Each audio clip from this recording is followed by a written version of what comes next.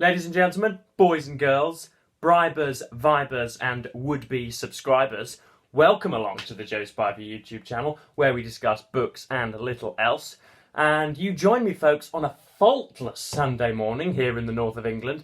It is absolutely beautiful. I could not ask any more of it. It's okay, perhaps it's a little cold, but for mid-October there is blaring sunshine. No wind. It's absolutely excellent, as you may be able to tell by the very large flash coming off of the buildings near me anyway. But here I am with the Sunday book haul for you. Father Spivey was on a grouse shoot with Piers Morgan and the Duke of...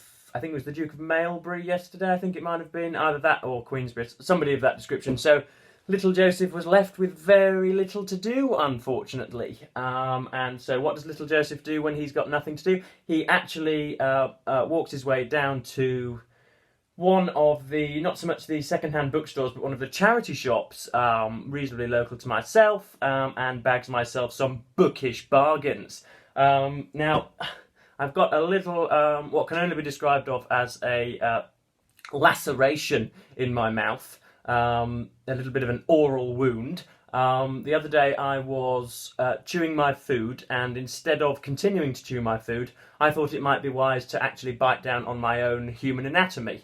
And so I now have a continuing protrusion in my mouth that I then keep biting down on, and it keeps getting worse and worse. So if you have any oral wounds from the weekend, please let me know in the comments as to what they are.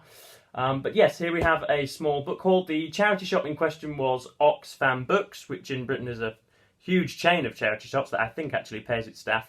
But the actual avenue that I was to go along to get to this bookstore is in the midst of the university ghetto. So there are condoms and empty crisp packets and all sorts of human remains and effluents just sloshing along the streets. So it's not very pleasant to go to, but actually getting there is difficult. But once you're there, it's quite pleasurable. And you'll also notice as well that you join me in one of my dad's converted studies. This is, frankly, a Virgin's Emporium. All it is a bunch of militaria downstairs, and then he's got 101 different bottles of model colours, all sorts of little bits like that. He of his own volition, he isn't forced to do this, paints small, tiny little toys. There, look, there is, presumably, is it somebody from American War of Independence? Usually is, with a huge thing like that. Stuff from the Boer War, no doubt. All sorts of, just, frankly, bizarre things that I would like Dad not to do. But anyway, so yes, you joined me in, as I say, a Virgin's Emporium. No women were kissed in the making of any of the models in this room. But anyway, on with the book haul. So, I usually set myself maybe a £10 to £15 limit. I usually grab and go, and it just happens to be £10 or £15. But if ever, when everything's scanned through, it amounts to £16 or £17, I will usually just remove one or two items from there, because that's just too much. So we start off with Virginia Woolf's Orlando. I immediately went to the classic section because that's where I do that's where I do most of my reading. Because Time and most of the critics have seen to it that these ought to be the books most revered and most read, and so that tends to be what I do. But obviously I read other things, which you will find out. But this is Virginia Woolf's Orlando. Haven't read it. The only thing, I think, perhaps the only bit of fiction I haven't read from Virginia Woolf, certainly got through The Lighthouse and the other one, Mrs. Dalloway, in university, which we studied in a very, very bizarre way, but quite enjoyable. This, I'm told, is a little bit more fun. Obviously, it's a little bit more condensed. This will be an afternoon's work, but I shall read the blurb for argument's sake. Orlando lives through 4 centuries and many disguises. He is page to Queen Elizabeth I, view of the court of King James, ambassador to the pompous palaces of Constantinople. There he undergoes a miraculous transformation. While revolution explodes around him, he sleeps for days and finds on waking that he has become a woman. Orlando as a woman is as beautiful, sensuous, and unfashionably irrepressible as when she was a man. Times change, but Orlando's youth is unceasing. Though the wits of the 18th century bore her to tears, and the crinolines of the 19th, that's a word I don't know, 19th threatened to engulf her, Orlando bursts into the 20th century still full of energy and irreverence. Crinolines, a lovely word that is. I shall pop that in my own personal dictionary. So yeah, that sounds very good. Obviously there are all sorts of meanings and connotations that can be drawn in a contemporary context there, with a man turning into a woman or vice versa. So that should be very good. I do like Virginia Woolf's writing. I've read most of her non-fiction. Lots of her book reviews are endlessly enjoyable. And then, very curiously, folks, the next one, Martin Amos's Other People. Now, I was under the very stern impression that I had read every single bit of, at least fiction, that Amos had read. That's not going well with the light, is it? That's oh my lord. Yeah, now you're all blind. I thought I'd read everything that Amos had written, every story that Amos had written, everything made up anyway. But this was written after Success, so you have the Rachel Papers, Dead Babies, Success, and then this Other People, a mystery story. Now, Success, ironically enough, was for me an absolute calamity, a catastrophe, a terrible disaster.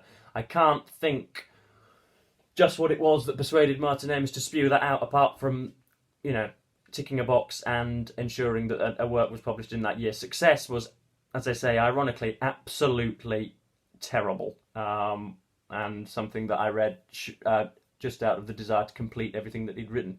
But I can't remember. I've never come across this before, and then to my woe, I went on the Wikipedia page and found that yes, indeed, this was written after Success. So, when Mary Lamb wakes up in hospital, having lost her memory, time begins again. The sensational new novel from the author of the Rachel Papers and Success, powerful and obsessive. Other People is a metaphysical thriller, Kafka reshot in the style of Psycho. This is what J.G. Ballard said on the back. But wow, a thin thing again. That will, just one or two sittings should get me through that. But hopefully it's comedic, which is what early Amos is really noted for. And then unfortunately he never really grew up. But so that's Other People, and then we've got the entire poetical works of Edmund Spencer, ladies and gentlemen.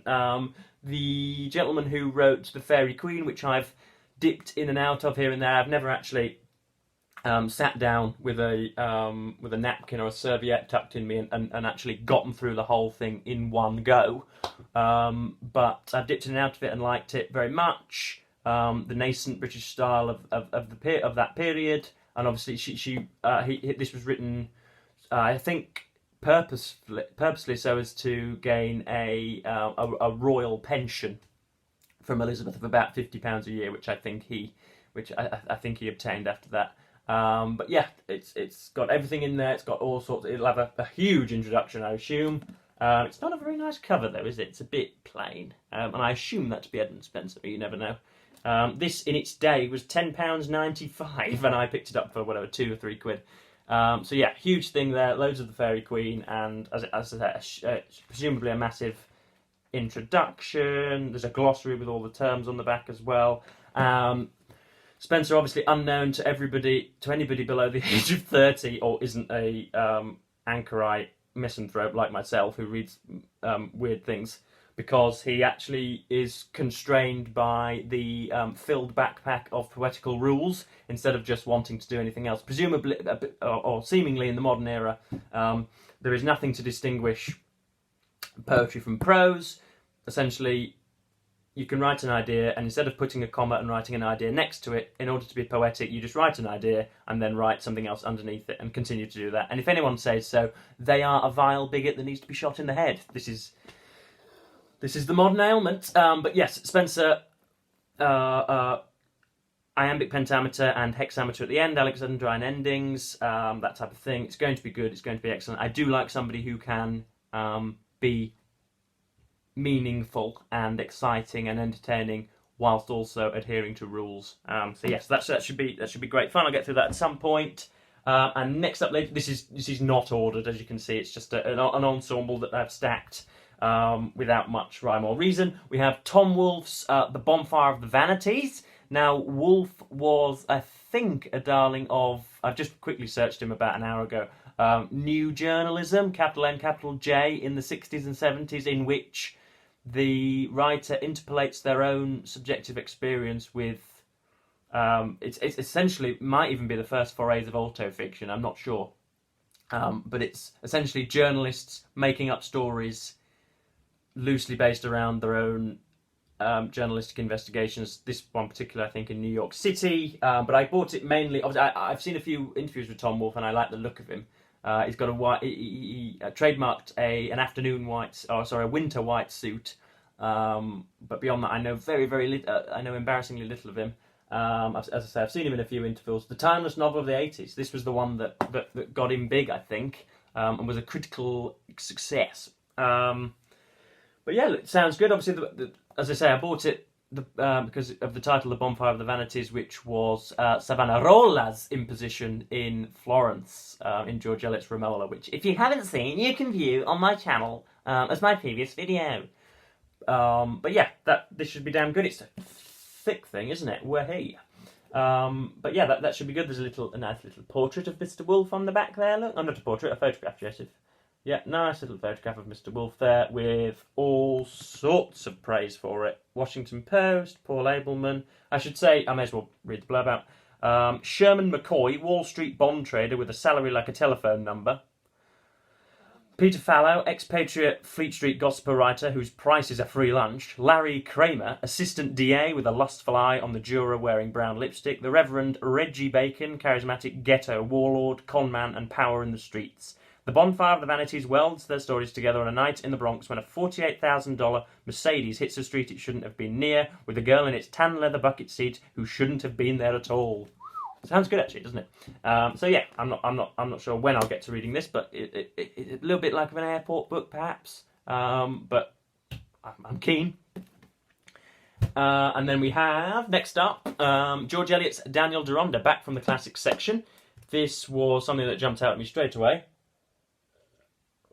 I have read it before, I believe, I've read it electronically quite a while ago, because I can't remember much of it. But I'll be reading this for Victober. I believe I've got, obviously, Barchester Tales to be reading now. But then I have, I'm going to read In Memoriam, seeing as we've dispensed with the sort of chronological tinge that we wanted to apply to, or at least I wanted to apply to my Victober. I will probably just instead do anything that I want. So I'm going to read In Memoriam next, Tennyson's long poem, and then I'll probably get to Daniel Deronda, and then perhaps some more Trollope. Because as much as I would like to put many strings to the Victober bow, I just want to read what I enjoy, ladies and gents. So it'll be Trollope, and it'll be Elliot, and it'll be bits of poetry from now on. Because we're only halfway through October, good lord. But yes. Set against a period of emergent nationalism, Daniel Deronda probes the egoism of a spoiled girl and her increasing awareness of conscience through suffering. Gwendolyn comes to regard Daniel as her moral and spiritual mentor, but chants the revelation of his Jewish birth and his practical and sympathetic identification with his race draw him from her.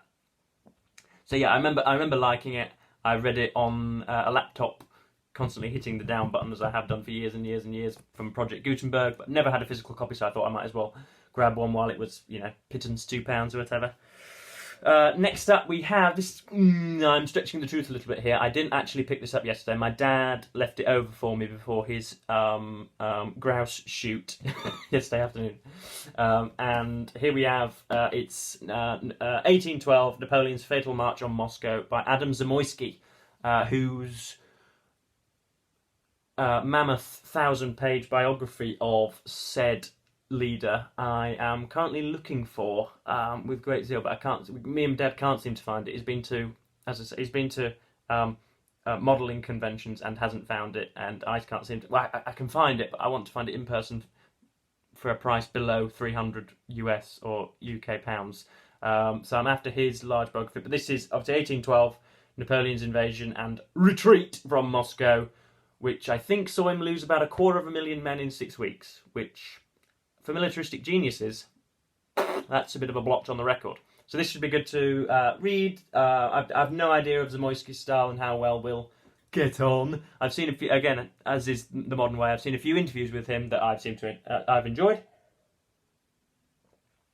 He comes from quite noble, he's of quite noble pedigree as it is. I think his family is one of the oldest in the land or something. Count Zamoyski is often referred to as. But yeah, this should be good. And this is an historical event about which I know, as I say, embarrassingly little as well. So yeah, that should be fun. Obviously, Sergeant Bourgogne, the memoirs of Sergeant Bourgogne, which I've mentioned before on this channel, it was centered around the same time. So yeah, that's that.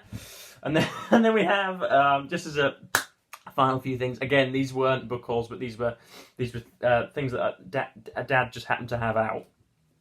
And they are, as a triplet, these are absolutely excellent.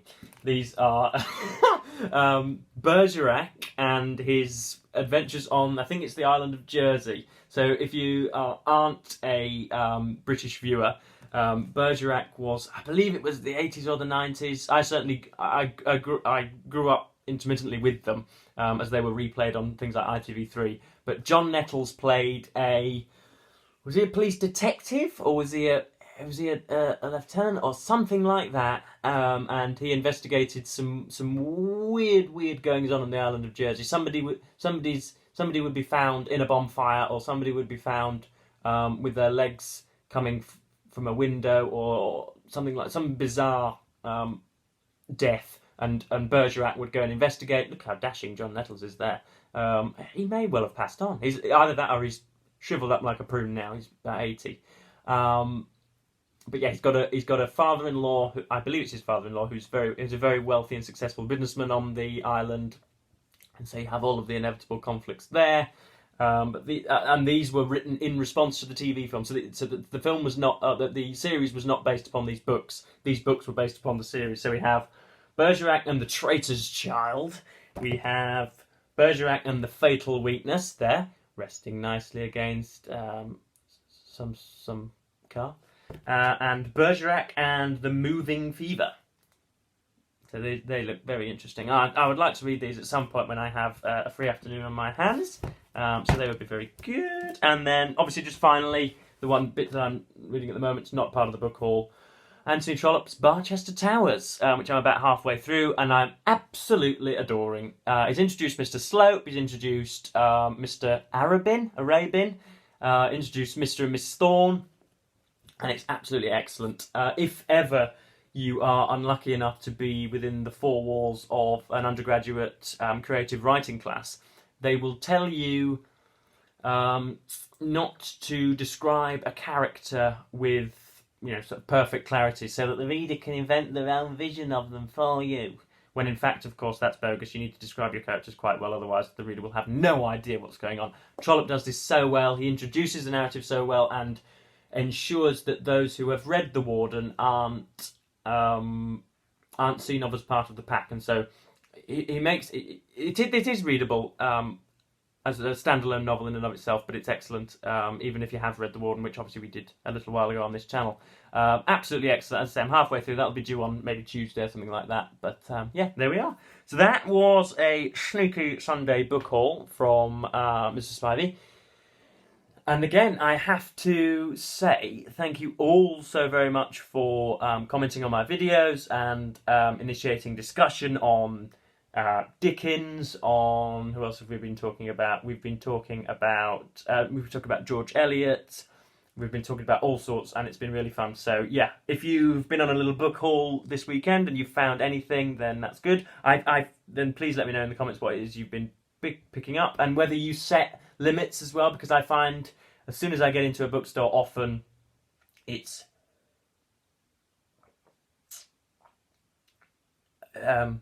remarkably difficult to resist certain things, and so I would like to know how some of you temper your rampages through second-hand bookstores. But yeah, that cost me in total £12 yesterday for the best part of about 7 or 8 books. And I looked on my currency converter just before recording this video, and I think £12 sterling buys you roughly, I think it's about $8,000. So if you're an American and you can relate to what $8,000 buys you, perhaps it's, I don't know, a Toyota, a downtrodden Toyota Prius or something like that. That's how much £12 gets you nowadays in Britain. We are in economic decline, the like of which I have never seen in my lifetime, and neither of my parents, I don't think. But please come and invest, because Britain is good. But yeah, that's about it for today, gents and lasses. Thank you ever so much for watching my book haul. Thank you all so much for somehow enjoying stupid and somewhat sort of raffish Joseph Spivey talking on the internet. Thank you all so much for watching, and goodbye.